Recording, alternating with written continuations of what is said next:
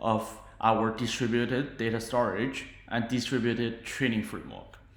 The first thing you have to make sure is before you use a framework to train the model, your dataset has to be in this remote data server, and it has to lie in this bucket called Movo, and in this spot data folder, you have to copy your dataset from your own computer to this remote data server, and it must lie in the path start with Movo, spot data, and in this folder. Okay, Movo, spot data. You have to move all the dataset here. So far we have 5 datasets. So you can copy your dataset here, and that's what you need to do. You use MC, CP for copy the dataset, so send data, this dataset to MinIO, which is a remote data server, and Movo bucket and spot data, which is exactly the path here. Okay, so and with recursive. Okay, so it means it just successfully send the data. We can refresh to check, and we can see that's our data set. It's only one file in this dummy data set. Okay, so that's a complete data set, which is a data set version 5. That's a data set we used for the previous training, and you can see that's a label.txt, the left, mid, right color images. That's basically the original folder in your own computer. You just copy it here, so nothing different with your own computer.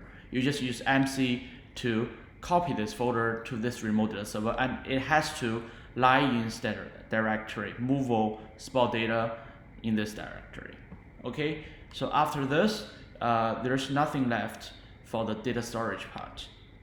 And make sure you know how to use this MC to control the MinIO remote data server, like to download the dataset or to send the dataset to the to the remote data server. And for the distributed training framework part, if you want to test the model on your own computer, then you have to make sure you install PyTorch with CUDA Toolkit if you want to use GPU. Otherwise, you don't have to install the CUDA on your own computer. But if you just want to train the model distributedly and just directly deploy the model on the robots, so you don't have to install this PyTorch on your own computer. Okay, so the first step we need to do is we need to install the dependencies.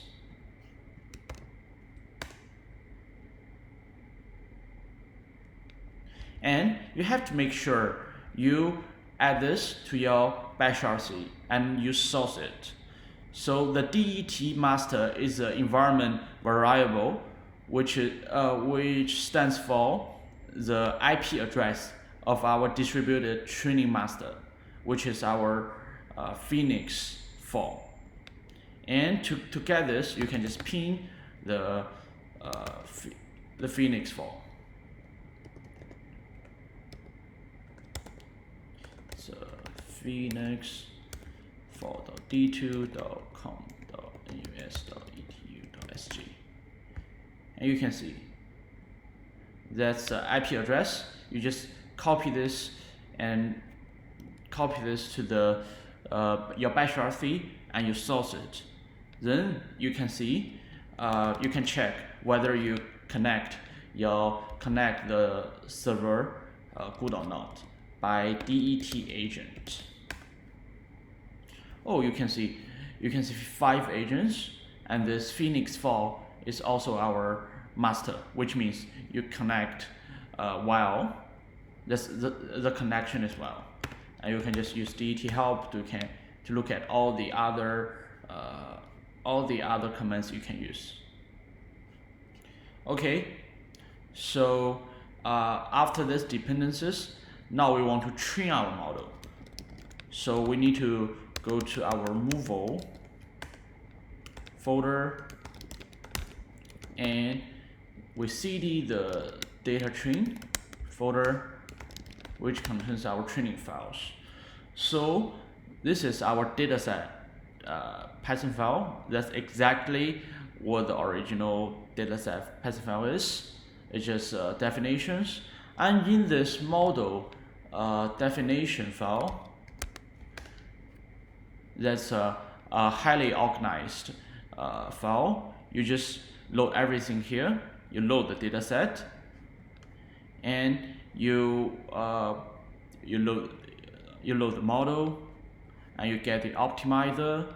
If there's R item, you don't have to use a scheduler. Otherwise, you use a scheduler, which I commented here. And this, the init function is a function you load all the parameters, and the train batch is telling the framework how to train a single batch. For example, we just compute the loss, and we do the gradient backward, and we step the optimizer. That's basically for our model definition file.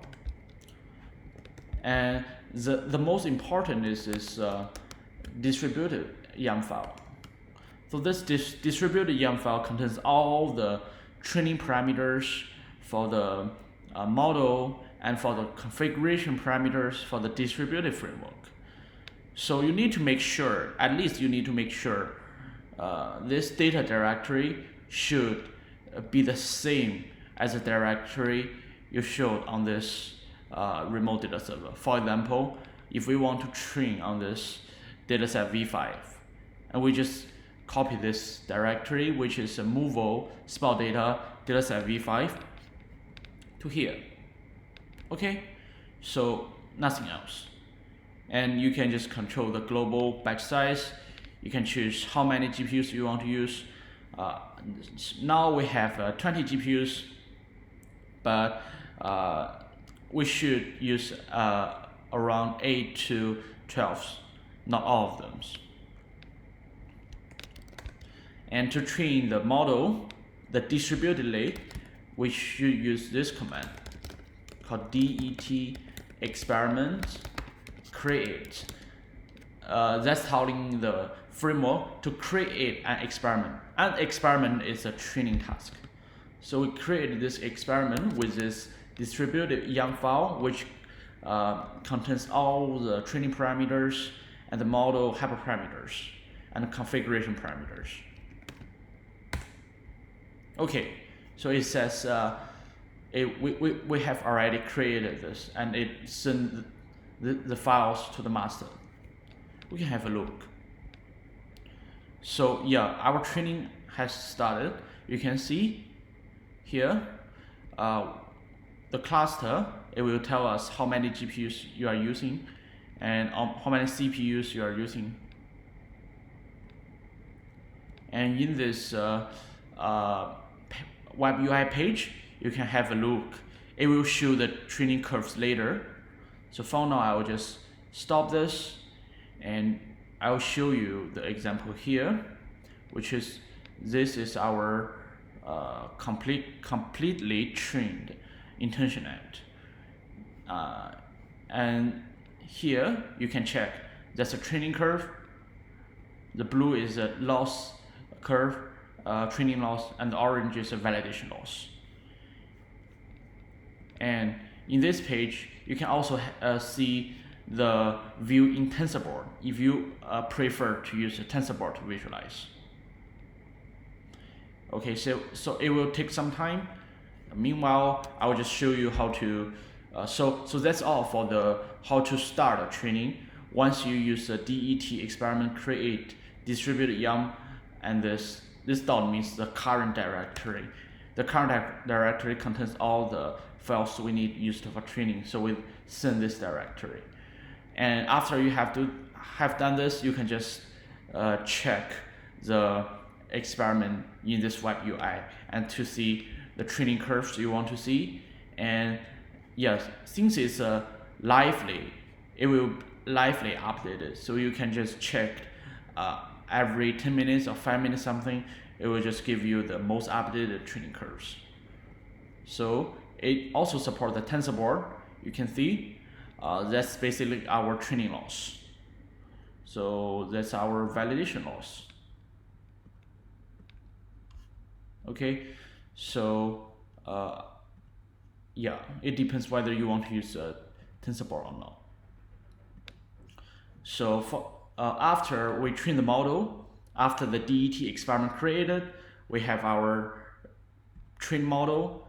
And for example, if we want to use this model, if we want to download this model, download this checkpoint, you just in this experiment pages, select the experiment you want, and also this checkpoint you want. For example, we want to select experiment 155, the trial ID is 140, which is our fully trained IntentionNet, which has a 0.018 validation loss. That's a very good validation loss. So we just click to make sure we know the experiment ID and the trial ID, which is 155 and trial 140. That gives us a 1-1 mapping from the index to our training tasks. So to download the checkpoint, we need to go to this data test. Okay, and to use this called download checkpoint Python file.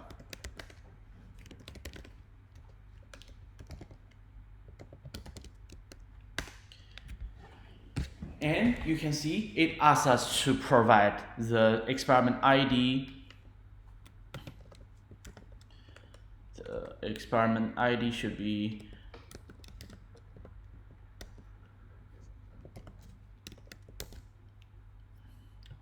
(155). The trial ID is 140. So by providing these two flags, our master will find this training task, which is our IntentionNet training task. That's exactly what we want to use.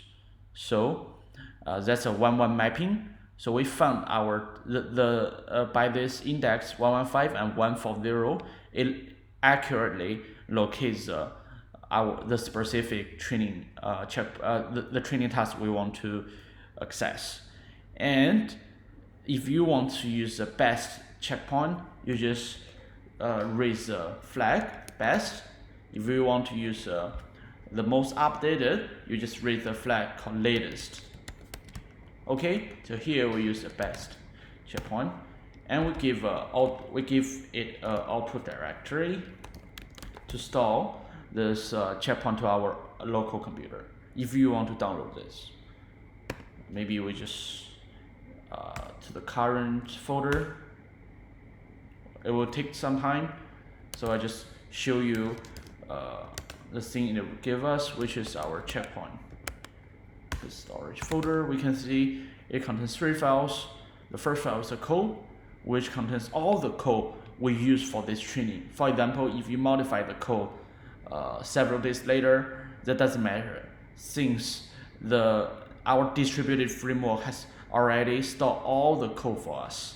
So we can just easily go back to a certain checkpoint and to see what the code we use for that specific training task. And you can see that's all the code, and you can check the version of the code is correct or not. And this metadata contains some parameters, hyperparameters, that is has nothing to do with our models. And this state dictionary .pth is contains all the parameters for the model, the parameters for the optimizer, the parameters for the scheduler. So you can use you can load this in PyTorch environment. So to test the model, you can just Python this test model multi means multi-frame, and in this file you need to give the directories to your model checkpoints. So that's all for the distributed training and distributed data storage. And there's more informations. I think you need to have a closer look at the README I wrote in our Movo GitHub page. So yeah, after this you can just easily train the model parallelly, distributedly, and you can do the inference by downloading the specific checkpoint, by giving this experiment ID, the trial ID, and whether you want the best or most updated. And you can also visualize everything in the TensorBoard. Okay, so that's all for the introduction.